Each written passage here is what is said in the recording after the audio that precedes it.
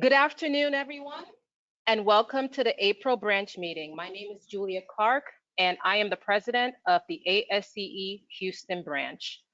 At this time, I ask Ms. Sarah Alvarez to lead us in pledges and invocation. Thank you, Julia.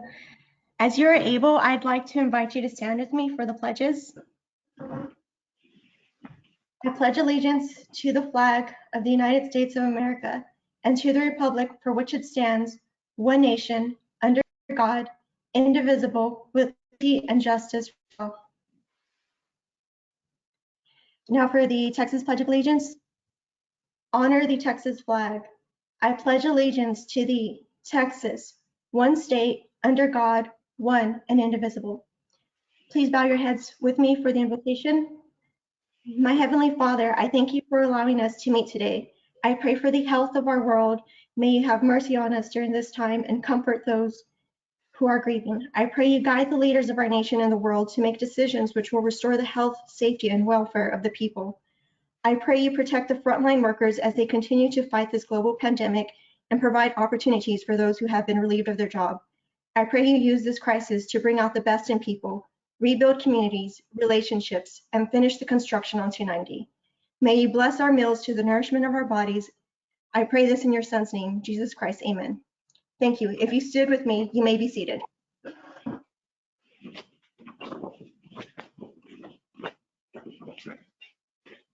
Thank you very much, Sarah.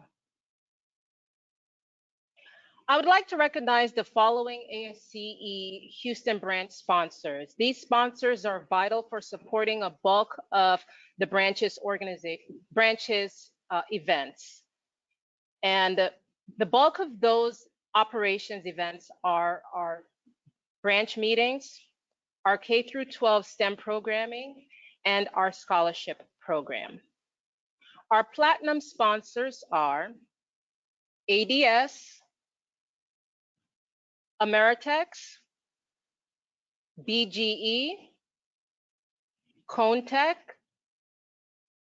ECS, Southwest, EHRA, Ugro, HAF, LAN, McDonough, PGAL, Rabba Kistner, Terracon, TNP, and Walter P. Moore.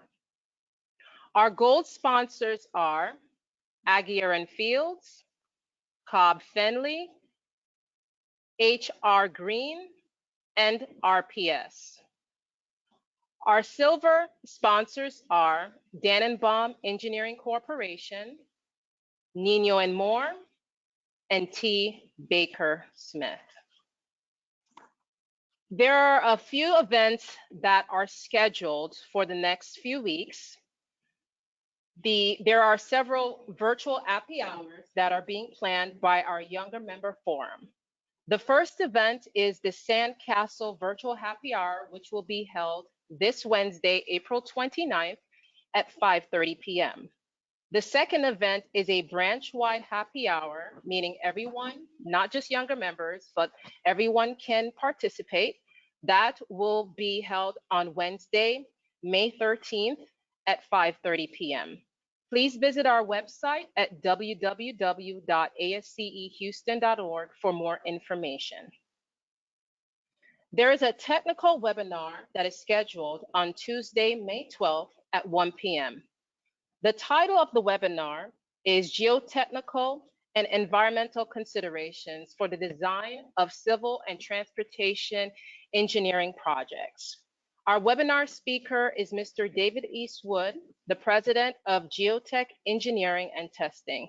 Please visit our website for online registration information. At this time, I welcome Mr. Richard Rukoff to introduce our keynote speaker. Well, thank you, Julia.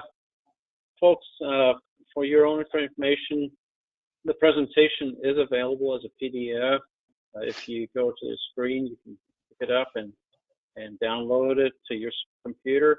If you have any questions, especially during the presentation, you can put those in the little chat box, and we will try, time permitting, to answer any and all questions that are in there. So we'll look at that. And with that, I would love to introduce our speaker for today, Mr. Ray Newby. And some of it you can read in the bio that you were able to download, which is that he's a coastal geologist with the Coastal Resource Program of the Texas General Land Office, which is also known as the GLO to many of us. And his responsibilities include, and of course, as we covered up right then, to work on the GLO's Natural Resource Damage Assessment Program, project advisor for the GLO and USACE, which is the Army Corps of Engineers, and is actively involved with the Gulf of Mexico Alliance Habitat Resource Team, focusing on regional sediment management issues.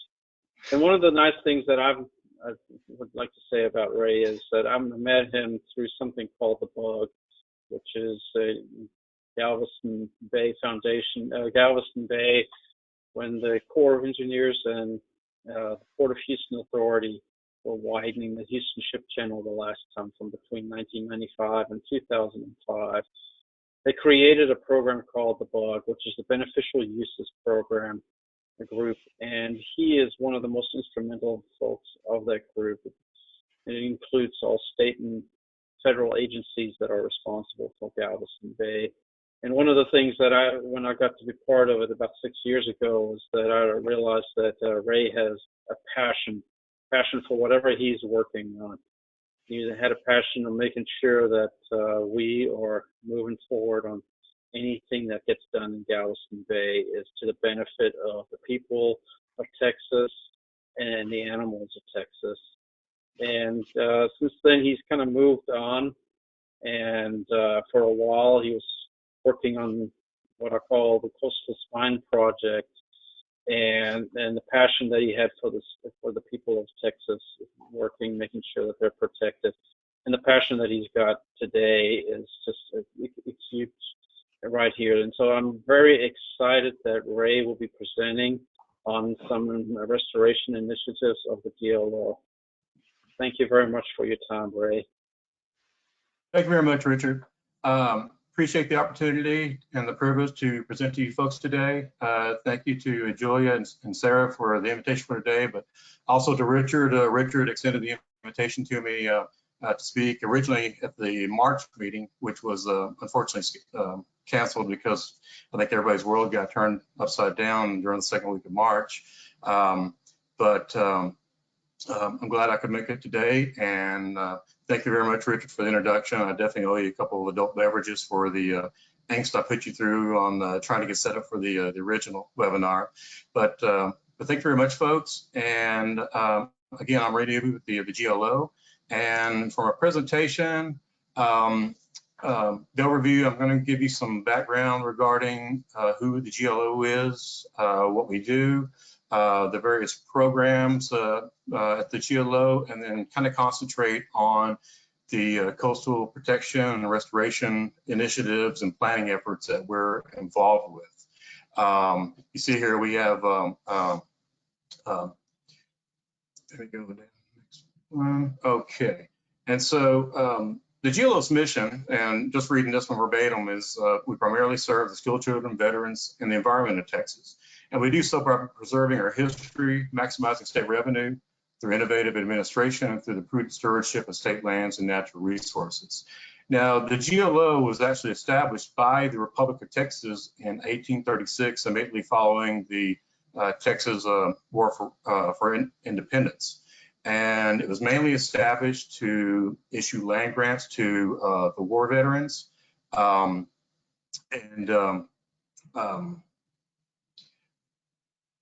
let me see, get back on stage here.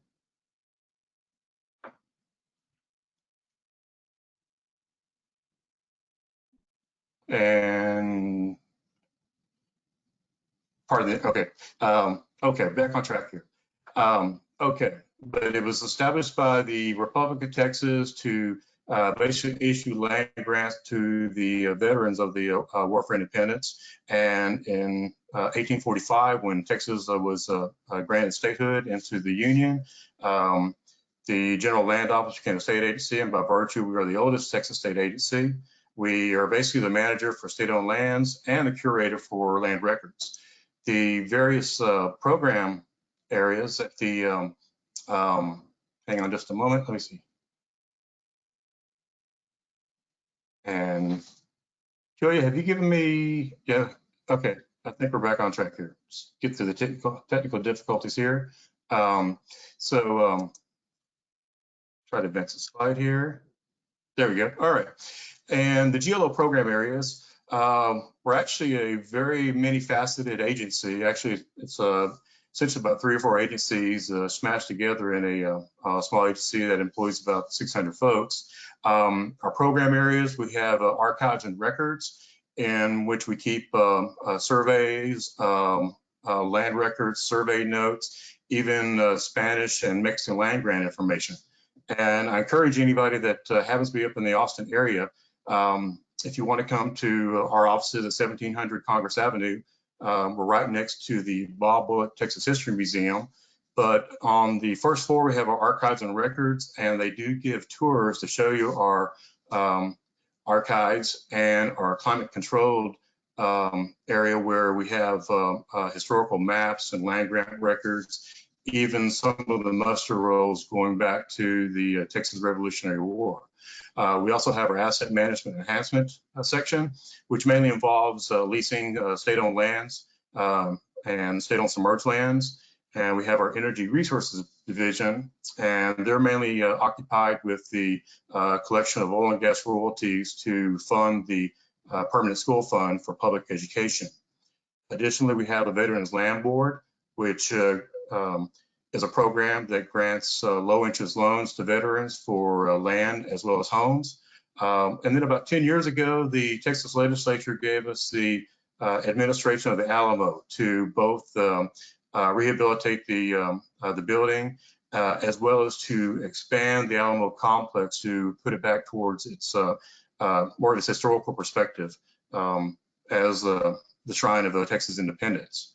Then in 2011, the legislature gave us the program to administer U.S. Department of Housing and Urban Development disaster recovery funds. And that program that administers that is the Community Development and Revitalization Program.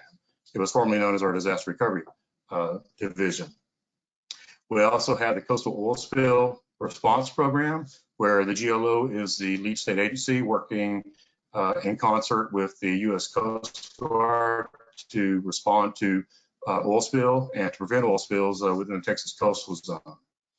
And then lastly, the Coastal Resources Program that I'm working on is the focus for basically the rest of this presentation. And let's see here.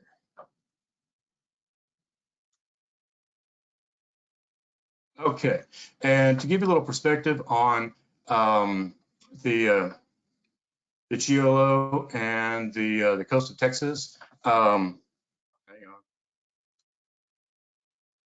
All right. We'll get it right here in a moment. Okay, all right. First, a little background about the Texas coast. The Texas coast is 360 miles of Gulf frontage.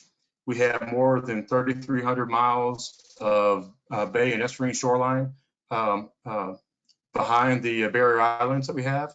And the Texas coast is composed of 18 coastal counties, and that represents about a quarter of the total population of the state, as well as about a quarter of the gross domestic product of the state. Now, one of the issues we run into is that with 18 counties, and Texas has a total of 254 counties, it's always a challenge each legislative session to express the needs and the importance of the Texas coast to the bulk of the legislature that represents the inland counties.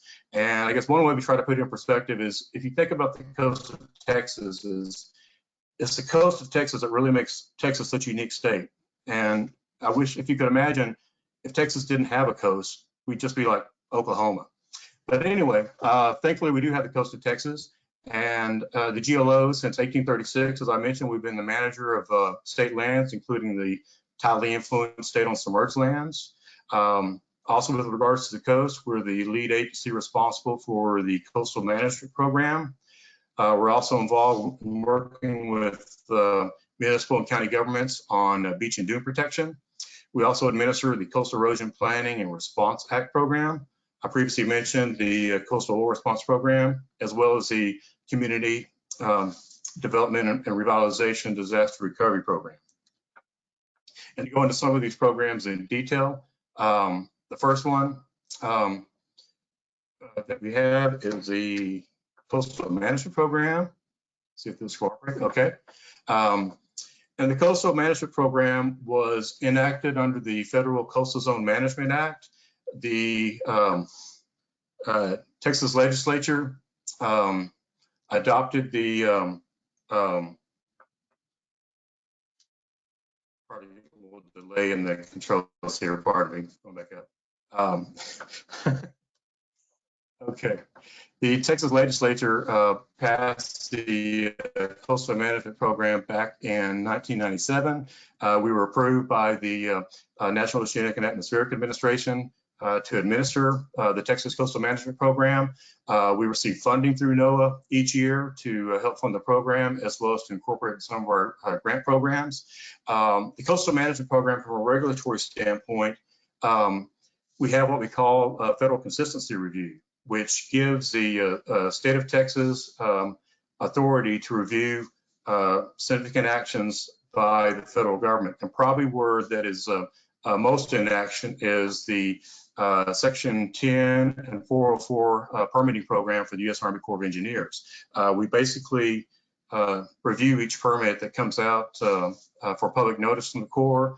We review it for the potential impacts that the proposed actions may have on critical natural resource areas on the state, and provide comment back to the Corps of Engineers. I mentioned the grant program. Our CMP grant program awards approximately $2.2 million annually in grants. We do studies for coastal natural hazards response, critical area enhancement. We do a lot of public access enhancement. We've built Americans with Disabilities Act compliant dune walkovers as an example, as well as building bathroom facilities near beach access points, as well as some ecotourism viewpoints. We also do waterfront revitalization ecotourism tours, grants rather, and we also fund permit streamlining assistance and government coordination and planning assistance, as well as looking for coastal water quality improvements through our grant program. And the next program I'd like to highlight is the Coastal Erosion Planning and Response Act program. That is a program that has been around for just over 20 years. We just celebrated our 20th anniversary of that program. That was established by the Texas legislature in 1999, and it was the first coordinated effort on the state scale to try to address some of the issues we were looking at as far as coastal erosion and coastal habitat loss in the coastal zone. Through the KEPR program, as we refer to it, we partner with local, state, federal, and non-governmental entities to address coastal erosion and habitat restoration. Most of the KEPR projects are run through the GLO. We have a pool of engineering firms, approximately about a dozen firms that specialize in coastal engineering. And so we'll run the engineering design and permitting through the IDIQ contracts that we have with our engineering firms. And then we'll also then contract out and oversee the actual construction of these projects. And just as an aside for the audience that I'm talking to today, the current IDIQ contracts for our engineering firms expire August 31st of 2021 next year. So probably about a year from now, we'll be doing another solicitation. We'll be sending out a request for qualifications for engineering services. So be on the lookout for that. And it'll be an agency-wide solicitation, not just for coastal work, but for a variety of the activities that GLO participates in. But back to the KEPR program, The legislature has mandated that it be a cost sharing program. Kepler can cost share up to 75% of the cost for Gulf Beach projects, such as beach nourishment or dune restoration. For all of the types of projects, be it marsh restoration, bird island creation, or shoreline protection, Kepler can only fund up to 60% of that. We get about approximately $14 million for every 2-year funding cycle. As a reminder, the Texas legislature meets every 2 years, so we get our funding in biennial chunks. Through the history of Kepler, we've never had a dedicated funding source. We've either drawn our funding through general revenue or through the Parks and Wildlife Fund for a couple of sessions. We also drew money from the Coastal Protection Account, which is mainly designed to respond to oil spills. We did that for a couple of our funding cycles. However, the last legislature did create a dedicated funding source for Kepler starting September 1st of 2021, which is our start of our FY 2020 period. And we'll be getting a funding coming through the hotel occupancy tax collected in the coastal counties. And this could potentially, some estimates, of course, depending upon economy and so forth, we could see a potential doubling of the state funding going into Kepler. And I'll advance here. The types of Kepler projects that we undertake, variety of projects. Probably the most classic ones people are familiar with are the beach nourishment projects that we have. We also do some marsh restoration projects and a lot of shoreline protection projects. And also we do a lot of beneficial use of dredge material. You heard Richard in the introduction talking about the beneficial uses group, where the Port of Houston and Corps of Engineers have created hundreds of acres of wetlands, as well as oyster habitat and bird islands with material dredged from Houston Ship Channel. Through the Kepler program, we're able to do additional projects using dredge material, and I'll talk about that a little more here shortly. We also have done some structure relocations to get structures that have become derelict out on the public beach easement off of the beach, so that we make space for public use of the public beach. We've also done debris removal. Additionally, we do some studies with Kepler. We do sand source investigations. Most of the type of projects that Kepler is involved with requires sediment from one source or another. So we're talking about looking for sediment, either marsh compatible materials or sand for beaches or other projects. We also contract with the University of Texas Bureau of Economic Geology to do shoreline change analyses so that we can keep track of the erosion rates along the Texas coast to give us an indication of where the hotspots are, where our limited funding is most warranted. I mentioned beneficial use of dredge material, or BUM as the acronym is. And I'll give folks a warning if you haven't figured it out yet. I'm a seasoned bureaucrat, so I have a prolific use of acronyms. I'll try and define the acronyms before I actually use them in context, but pardon me if I blaze ahead on that. But this particular project, which is the South Padre Island Beneficial Use of Dredge Material project, we partnered with the Corps of Engineers on this project. And in this picture, at the top of the picture, you see the Brazos Santiago Pass, which is the entrance to the Brownsville Ship Channel.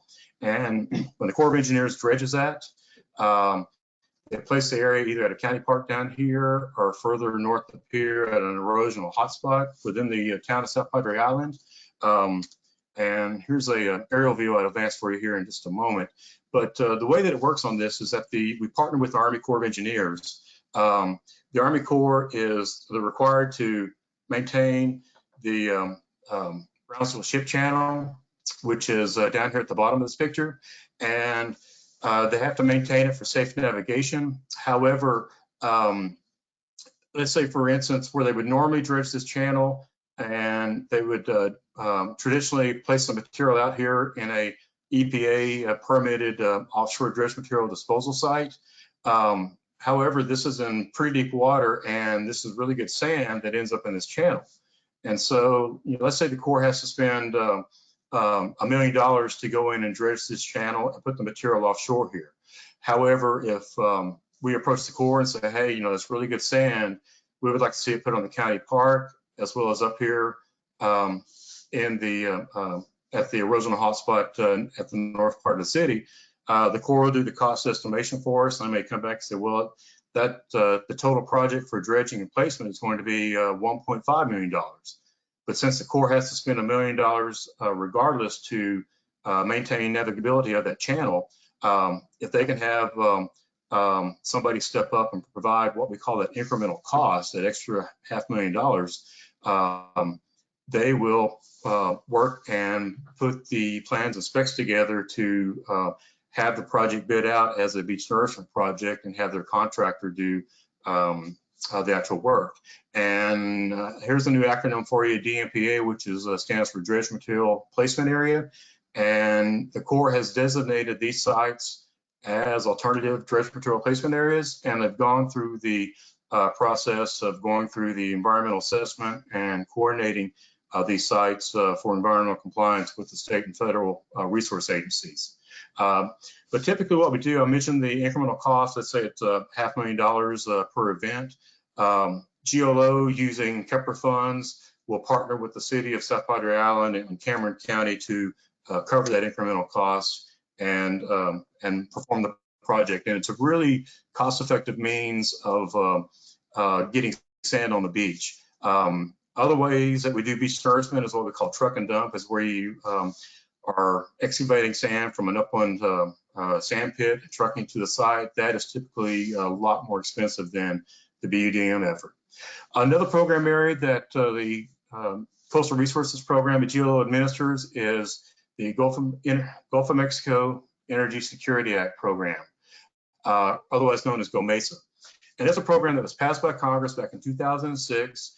And essentially what it does is it enhances the cost sharing or revenue sharing of outer continental shelf oil and gas revenues with the producing states.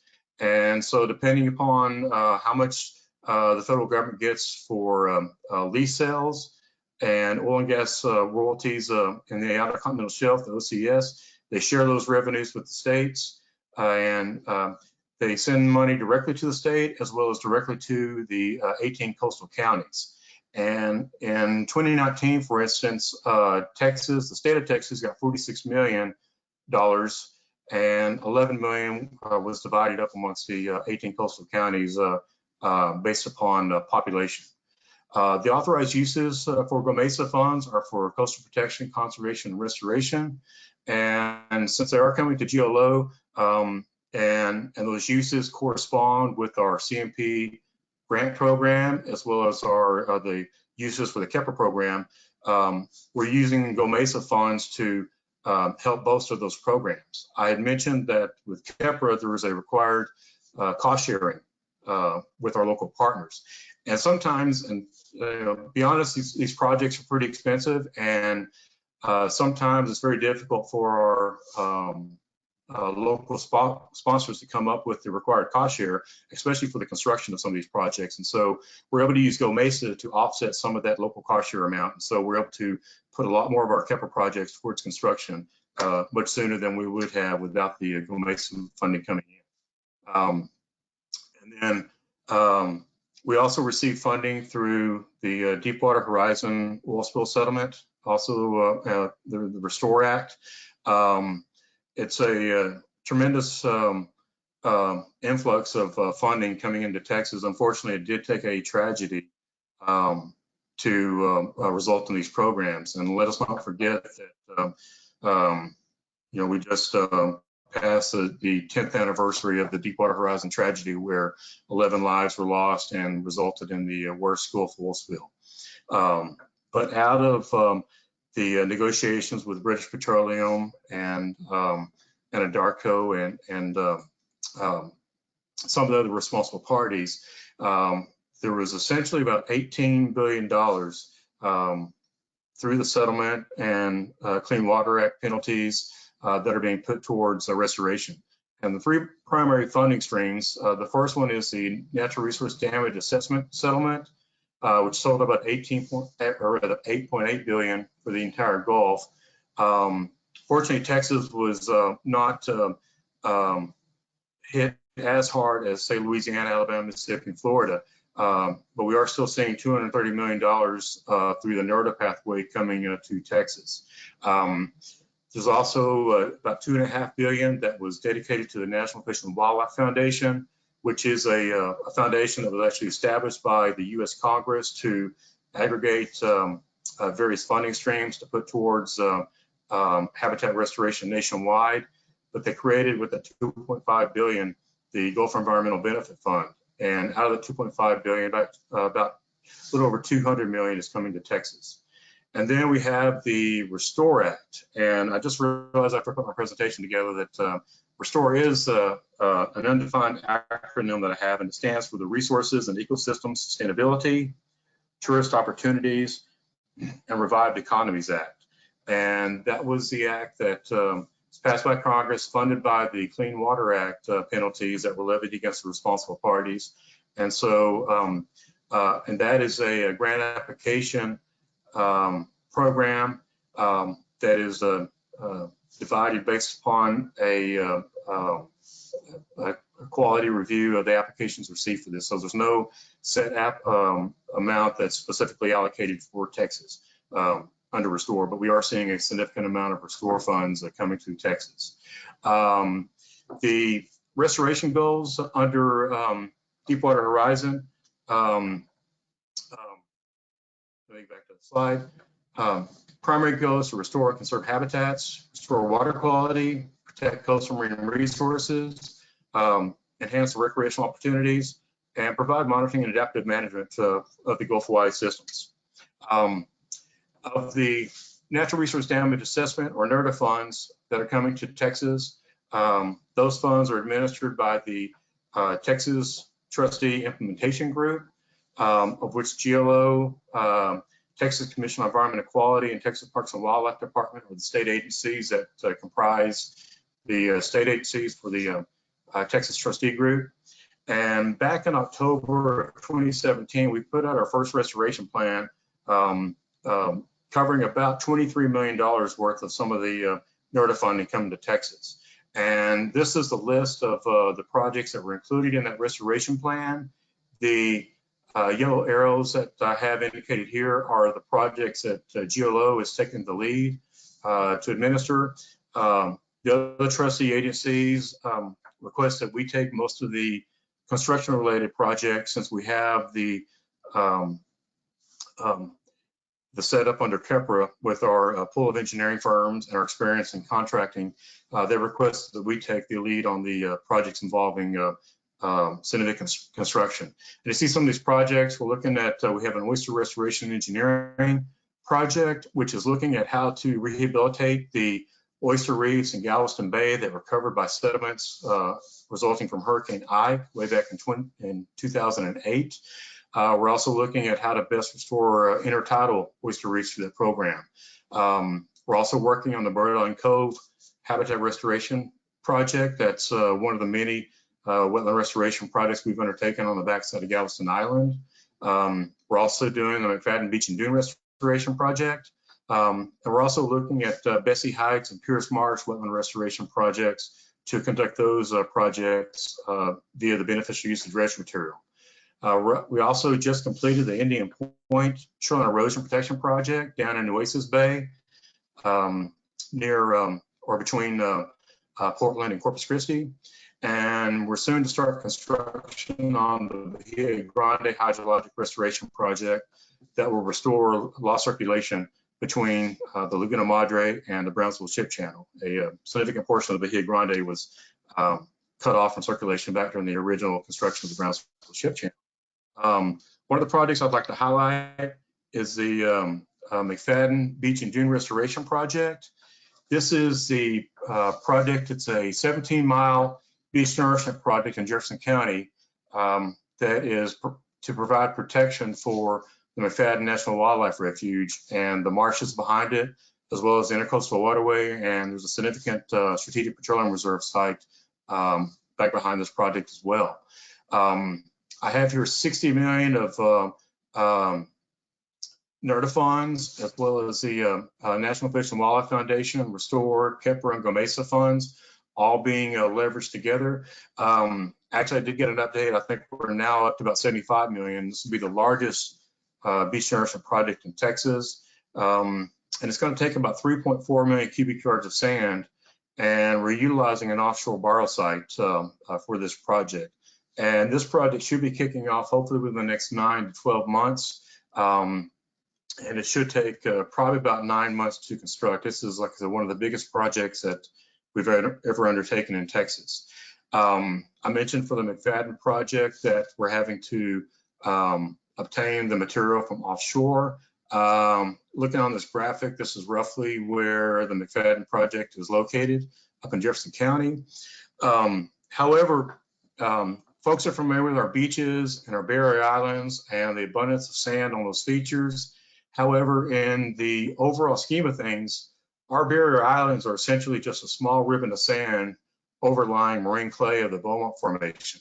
And sand resources in Texas are actually very scarce, which is why we're having to go out and do investigations to find those sediments. We were lucky enough to find a sufficient source offshore McFadden to cover us for this, the 3.5 million cubic yards that we need for this upcoming project. However, we're still going to need additional sediment resources for eventual maintenance and post-storm recovery. This graphic that I have here is basically from John Anderson, who's a professor emeritus from Rice University. And what this shows are some of the Pleistocene river channels that were formed back during the various ice ages when sea level dropped and the major rivers of Texas cut canyons across the shelf to discharge in deltas at the edge of the current continental shelf. And as sea levels rose, a lot of these channels backfilled with sediment. In most cases, it's backfilled with mud. In some cases, it's backfilled with nice sandy material that we can use. And so we're in the process of conducting offshore sediment investigations to look for future sand resources.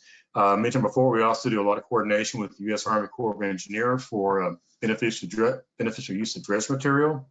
We're also looking at what our coastal sediment budget is. And we currently have a project that the engineer of record on this is Freeze and Nichols Engineering, and they're working with folks with H.R. Wallingford to look at the sediment budget on the Texas coast.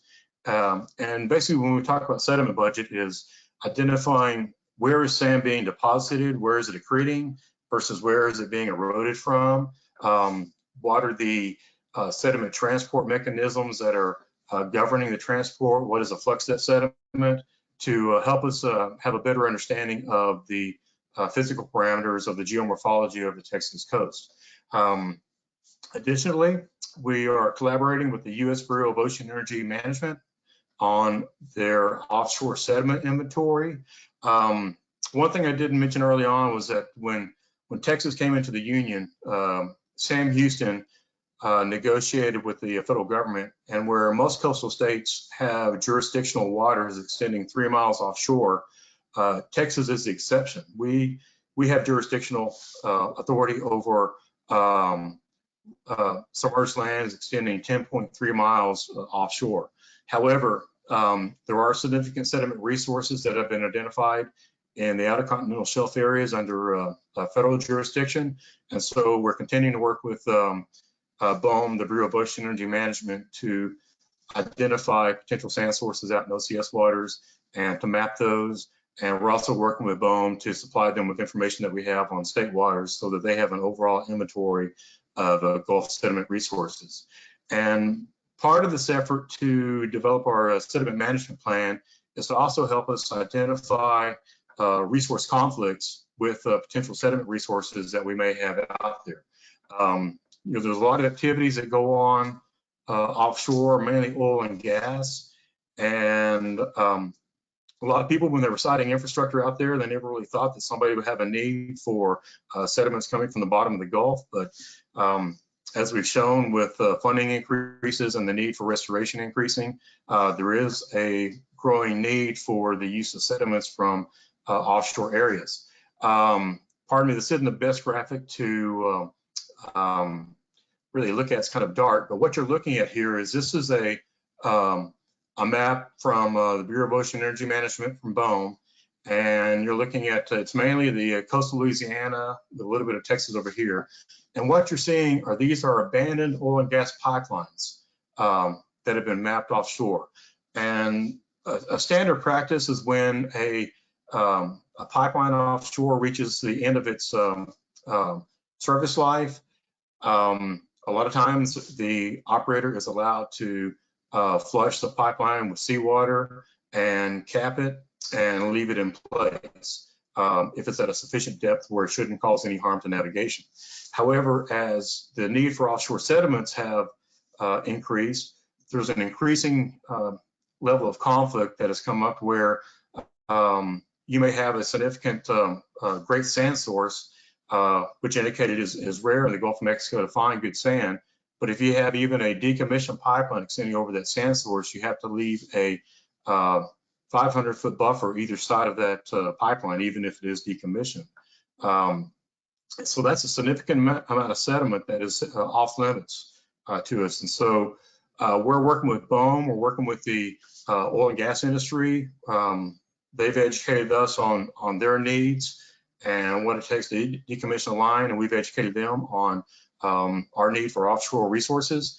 And so what you see here is these are BOEM offshore lease blocks, these little squares. And the ones that are highlighted in blue are areas where BOEM has been notified that there are potential significant sediment resources within those blocks. And you can see some offshore of Texas. We're in the process of providing additional information to BOEM to add to their inventory, and so they can designate additional blocks as potential significant sediment resources. And what they do is that whenever they have a proposal for decommissioning in place of a pipeline or new infrastructure, or potentially like they're seeing on the East Coast and potentially on the Gulf Coast, which we could see wind farms going in offshore, the routing of cables associated with those extending across the base of the Gulf. And so with this tool, BOEM is able to identify where there might be potential conflicts between infrastructure and sediment sources. And so they flag these blocks and they give it a little more scrutiny whenever there's applications for abandonment in place or new infrastructure in those areas. So at this point, I'd like to turn and talk about some of the planning efforts that GLO is involved in. And the first big one is the U.S. Army Corps of Engineers Coastal Texas Protection and Restoration Study. As Richard mentioned in his intro, he used the term Ike Dike, which other folks have also described as the coastal spine. And this is one aspect that is being studied under this, what we call the Coastal Texas Study. This study is a combination of what the Corps refers to as coastal storm risk management. The Corps doesn't like us to use protection just because it implies some type of guarantee, even though the name of the study actually has protection in it. But the Corps refers to it as coastal storm risk management, and either being levees and flood walls or surge gates or even relocations or pump stations for low-lying areas. That's the CSRM, the coastal storm risk management aspect. They're also looking at ecosystem restoration under the Coastal Texas Study.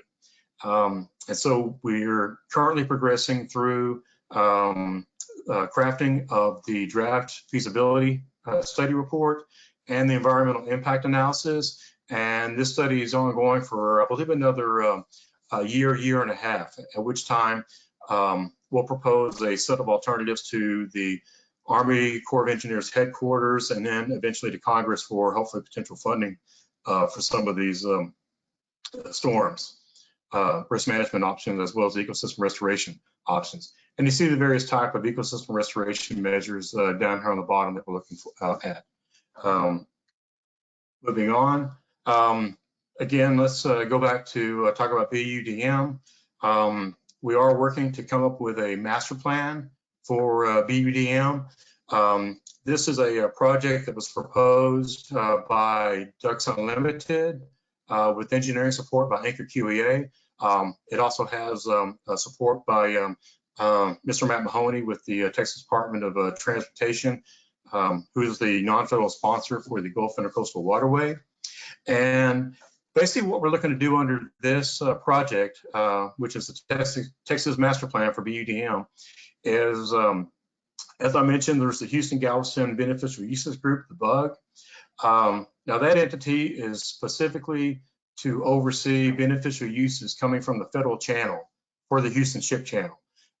What the plan is we have divided the state of Texas into 4 planning regions, and the idea is to create 4 regional beneficial use groups to basically create a catalog of potential beneficial use restoration sites, either marsh restoration or bird islands or even beaches, to compile that catalog potential sites, get them into a GIS geodatabase, and prioritize those projects and get them through engineering and design and get them permitted so that we have these projects shovel ready whenever a dredge project comes available in those areas. And we're not just talking the Army Corps of Engineers federal channels. We're also looking at dredge material coming from anywhere from private marinas, canal subdivisions, even terminal expansions. We see a lot of activity with private terminals on the Houston Ship Channel and other geographic channels where they're looking to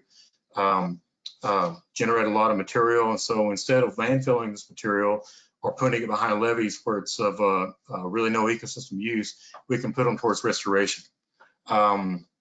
Moving forward, this is a different plan. This was created by GLO in coordination with our sister state agencies. This is the Texas Coastal Resiliency Master Plan.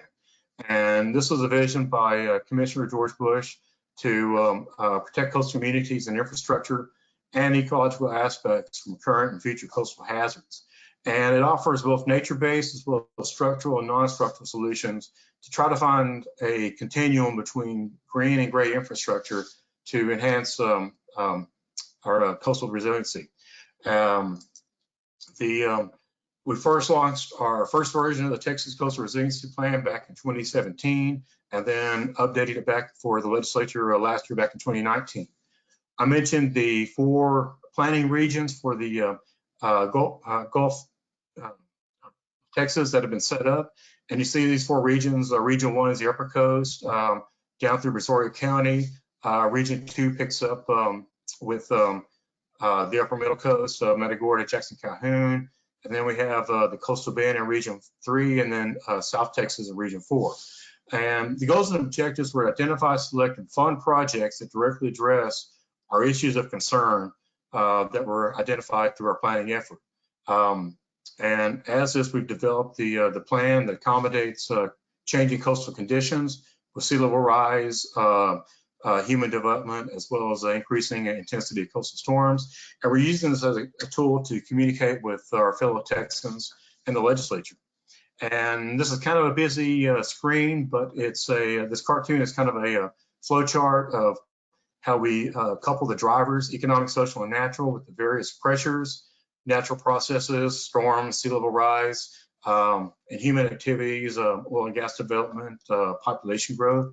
And we then identified the issues of concern that result from that. And here you see the list of concerns.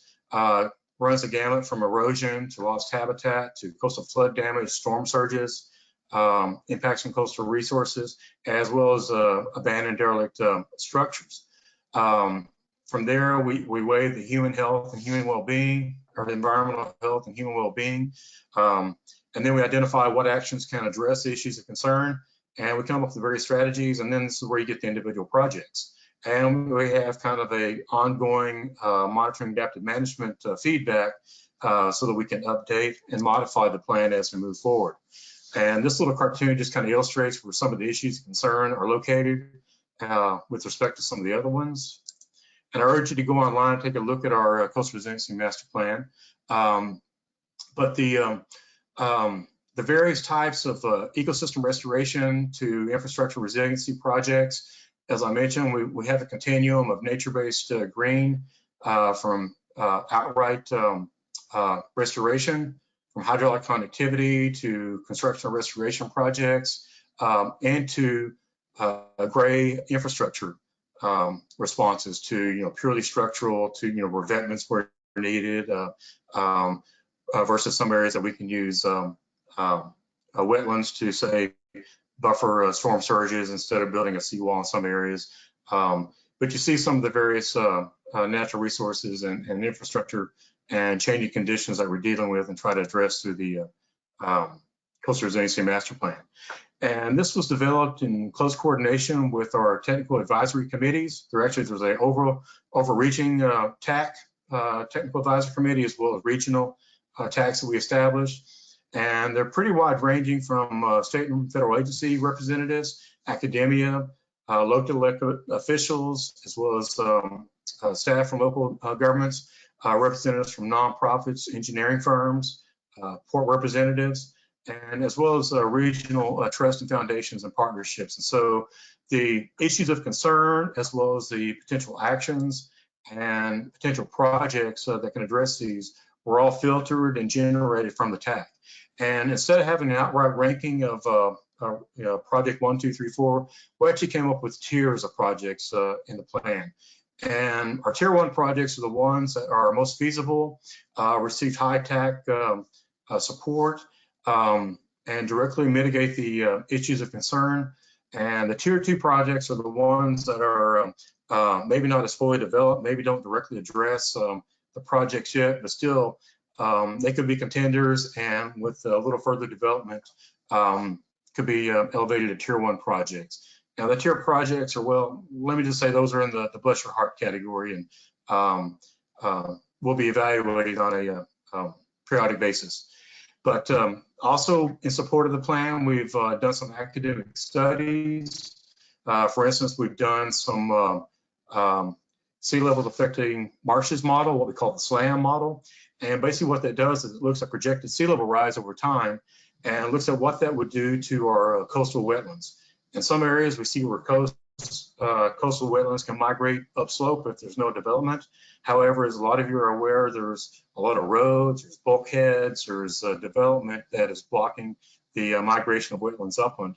And so this, the SLAM model helps us identify where marshes may disappear and where they may actually evolve over time with raising sea level rise. So unfortunately, we're seeing a significant loss of marshes with sea level rise. Additionally, with that model, we're actually able to run the Army Corps' ASCE storm surge model on top of it to actually help us identify the storm surge penetration. We've actually have data on 250 synthetic storms that we run through these scenarios to look at the different scenarios of how far we think storm surge for a given storm may penetrate landward. And then we're also using FEMA's hazards model to give us some qualitative information on storm damage losses that we may have under these various scenarios.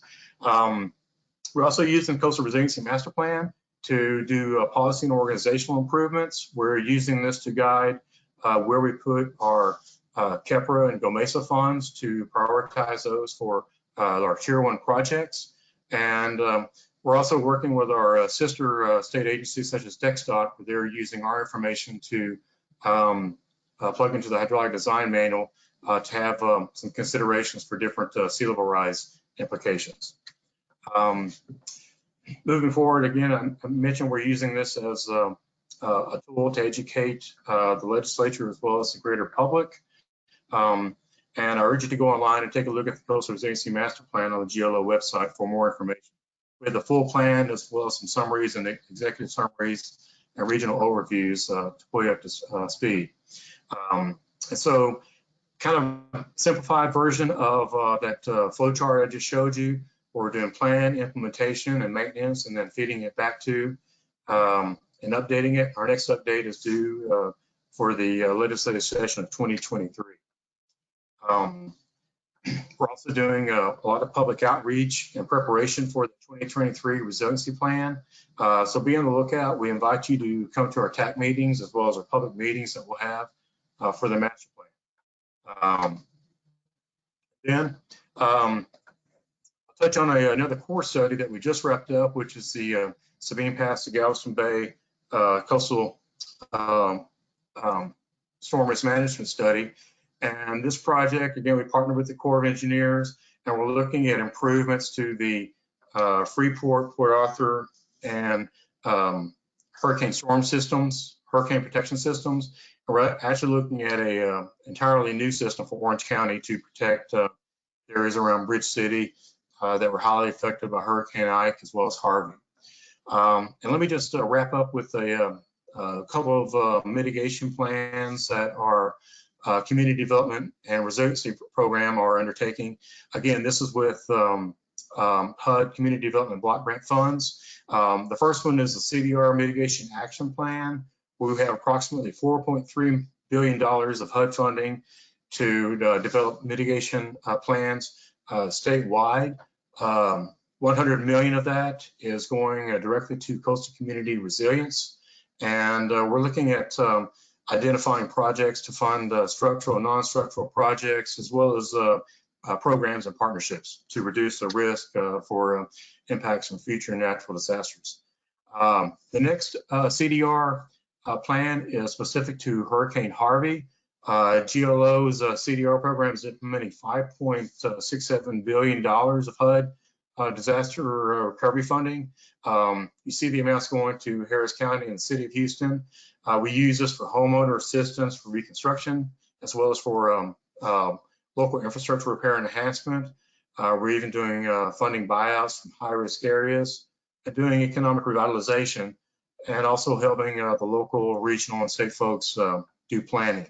And so, as you can see, the GLO's Coastal Resources Program, as well as our Community Development Revitalization Program, involved in quite a bit of action on the Texas coast in regards to habitat restoration and community protection. So at that, I hope I didn't get too far over, but we do have quite a bit of time for questions if anybody has any. But again, I thank you for the opportunity to present to, and here is my contact information. And please feel free to reach out to me if there's anything that I can help you with. Take care.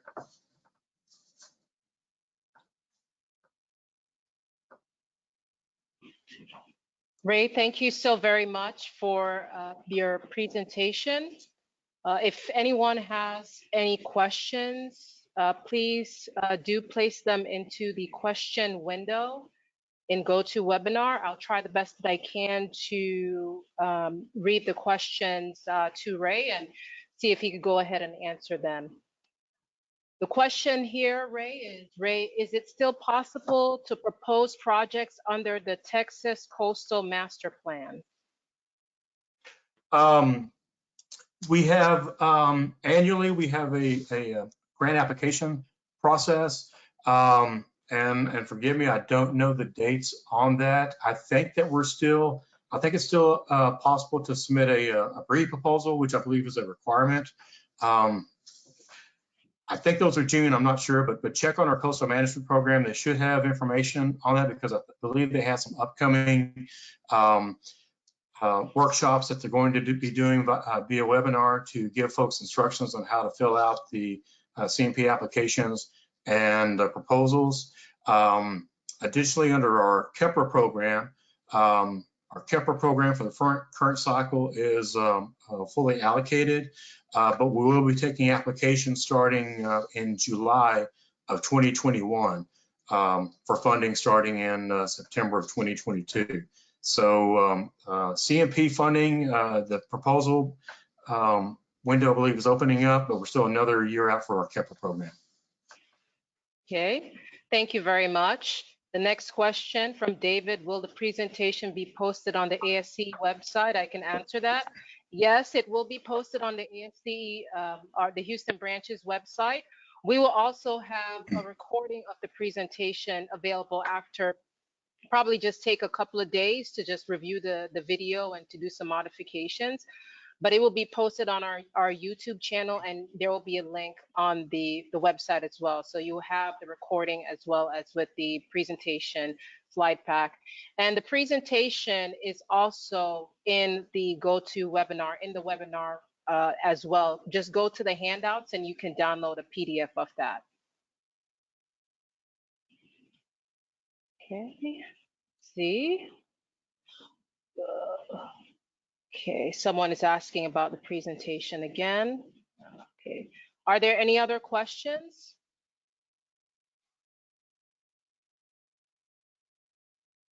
Well, if you guys have any more questions, please go ahead and type those in. Ray has mentioned that he will stay on for a little bit longer. If you guys have any questions, I just wanted to go over just a few more items before we wrap up the official portion of our meeting. On behalf of the ASCE Houston branch, Ray, thank you so very much for being our April branch meeting speaker and our first webinar speaker. Thank you so much. We typically will hand you a beautiful ASCE mug in person. This time we will mail that to you to show our appreciation. Our next Thank you, branch, Julia. I appreciate it. You're welcome. You're welcome. Our next branch meeting, which is going to be online, it's going to be on Tuesday, May 19th, and it starts at noon. And it will be the same platform using GoToWebinar. And our keynote speaker for the meeting will be Mr. Richard Long, who is a natural resources management specialist with the Galveston District of the United States Army Corps of Engineers. Your PDH certificates will be available as well on our website. So it will just take a couple of business days for that to be posted on our website. I'm still looking to see if there's any more questions.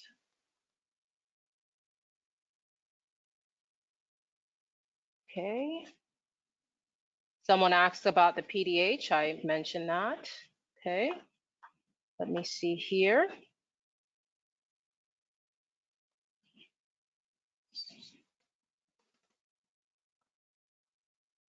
What I have.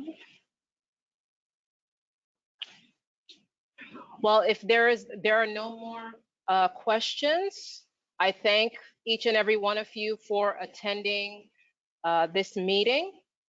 And I just wanted to run a poll quickly of the individuals that are still on the call before I end. I'll try to see if I can get this to launch, but I wanted to launch a poll. And the first question, if you guys can see the poll, it says, are you a member of the ASCE Houston branch? I just wanted to kind of get an idea of the demographics. Okay.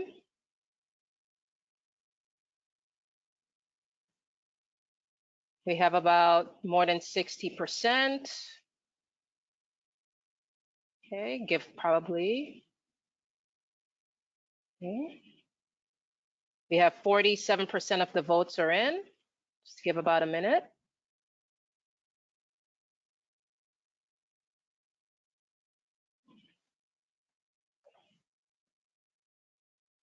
If you're not able to vote, you probably may have to escape out of the full screen and be in the window view for the poll to activate.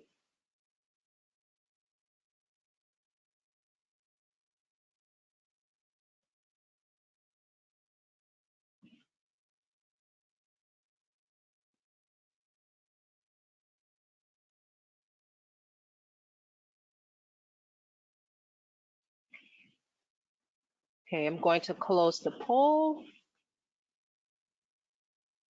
We had about 65% of our viewers were ASCE members.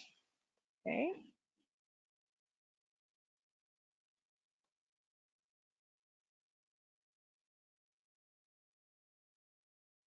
And there's another poll, which is, the question is, have you attended an event before hosted by the ASCE Houston branch?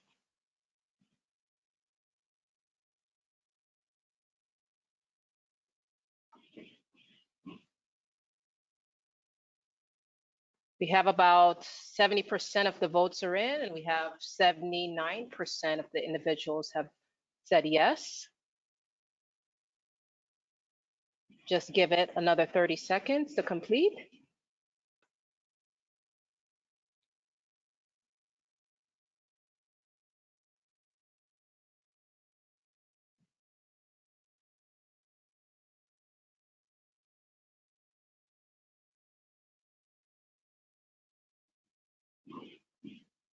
Okay. I'm going to close the poll. We had 80% of our viewers have actually attended an event before that was hosted by the branch. So thank you everyone for joining our first online meeting. And at this time, I will adjourn the meeting. Thank you so very much. Have a great day, everyone. Bye-bye.